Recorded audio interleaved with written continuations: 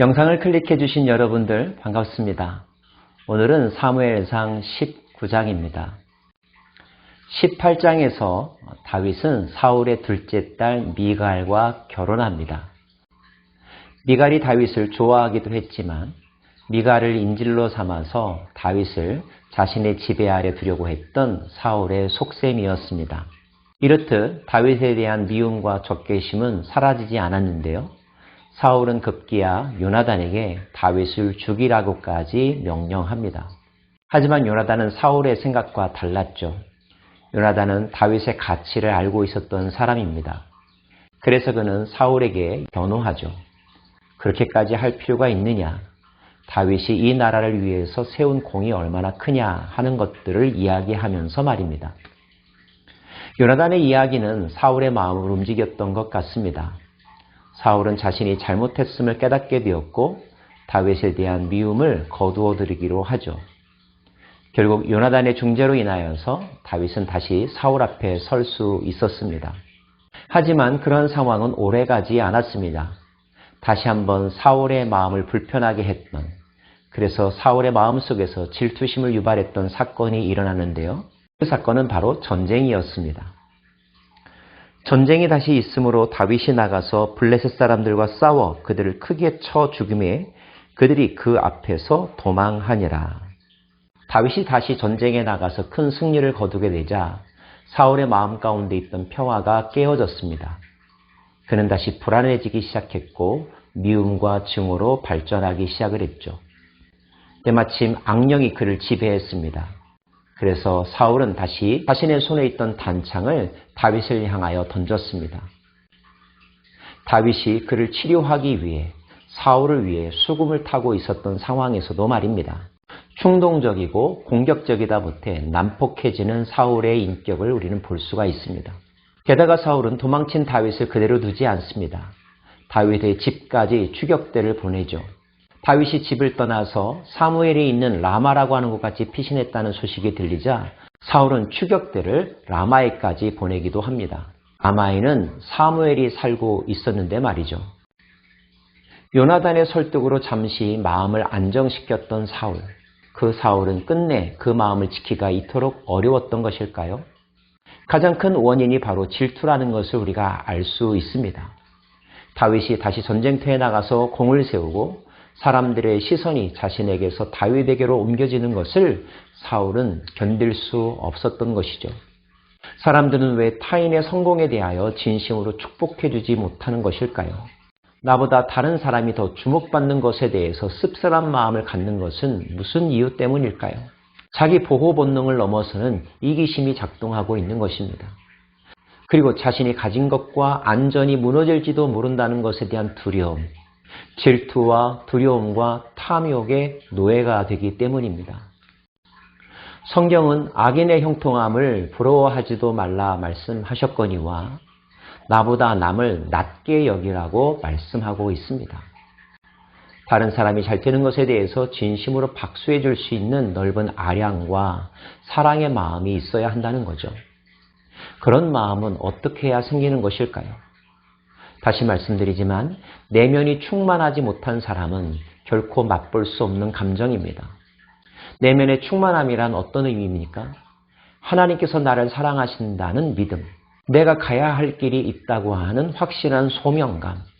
우리 모두는 서로 길이 다르지만 함께 연합하여 하나님의 나라를 이루어가야 한다는 하나님 중심의 생각이 없다 보면 모두 다 이런 감정의 노예가 되는 것입니다.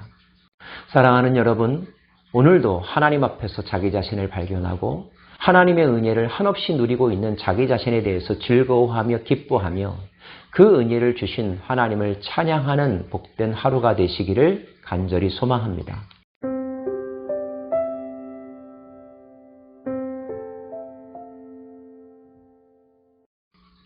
죽이려는 사울, 이를 피하여 도망 다녀야만 하는 다윗의 관계 속에서 우리가 발견하는 중요한 사실이 또 하나 있습니다. 그것은 다윗이 때로는 자신이 생각하지 못했던 방법으로 그 위기들을 모면하고 있다는 것입니다. 사울이 단창을 던졌을 때는 그 창을 피할 수 있는 순발력이 있었습니다. 사울의 추격부대가 자신의 집에 쳐들어왔을 때에는 자신의 아내였던 미갈이 다윗을 숨겨주고 또 탈출시켰습니다.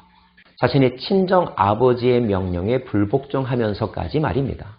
게다가 다윗이 사무엘이 살고 있는 라마의 피신에 있었을 때는 어떤 일이 일어났는지 아십니까? 추격부대가 그 땅에 왔었을 때 그들은 그 땅에 충만한 하나님의 영에 압도되어서 오히려 공격의 마음을 잃어버리고 하나님의 말씀을 대언하는 예언자가 되었습니다. 이러한 현상은 2차, 3차 추격부대가 갔었을 때도 마찬가지였죠. 심지어 사울이 직접 나서서 다윗을 잡아오겠다고 갔었을 때에도 사울은 하나님의 영에 압도되어서 공격과 죽이려는 마음을 상실한 채 오히려 옷을 벗기까지 하면서 예언했다고 하는 기록이 나와 있습니다. 이 장면이 보여주는 것은 하나님의 영이 사탄의 영보다 강력하다는 것이며 이는 또한 우리의 마음을 다스리고 바른 길을 살아갈 수 있는 유일한 힘은 하나님의 영, 즉 성령에 충만한 것 이외에는 다른 방법이 없다는 것을 가르쳐 주는 것이기도 합니다. 에베소서 말씀은 술 취하지 말라 이는 방탕한 것이니 너희는 오직 성령의 충만함을 입으라고 말씀하고 있습니다.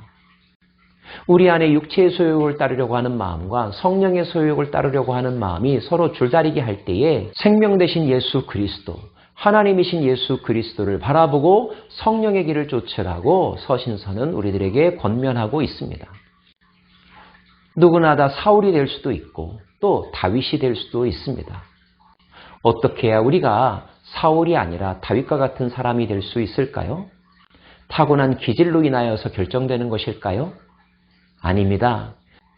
그 마음속에 어떠한 영을 모시는가에 달려 있습니다.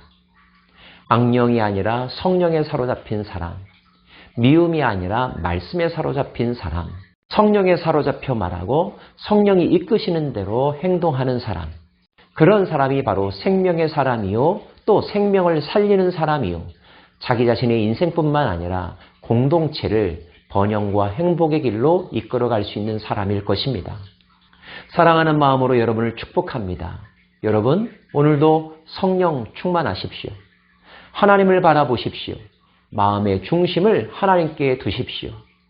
하나님의 말씀과 하나님의 영이 여러분의 마음 가운데 충만하게 될 때 오늘도 생명의 역사가 일어날 것이며 여러분을 통하여 하나님의 나라가 여러분이 속한 그 공동체와 땅 가운데 이루어질 것입니다. 기도하겠습니다.